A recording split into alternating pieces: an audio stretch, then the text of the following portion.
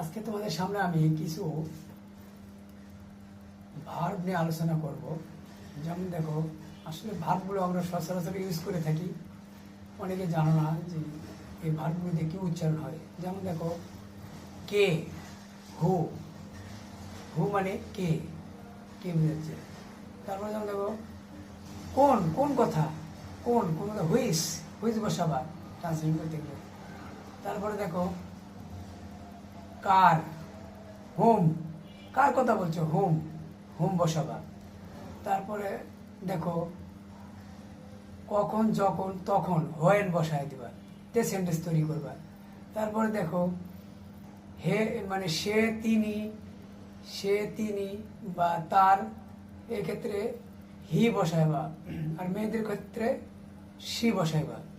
তারপরে দেখো, যেমন মনে করো, কি, কোনো প্রশ্ন করা হচ্ছে, কি রে, কি করো, কি কি বুঝাতে গেলে হোয়াট।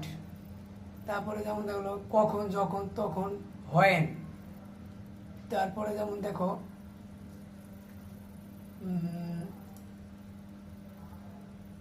আসে বুঝালে হ্যাভ, হ্যাজ, আসে বুঝালে হ্যাভ, হ্যাজ বসাবা।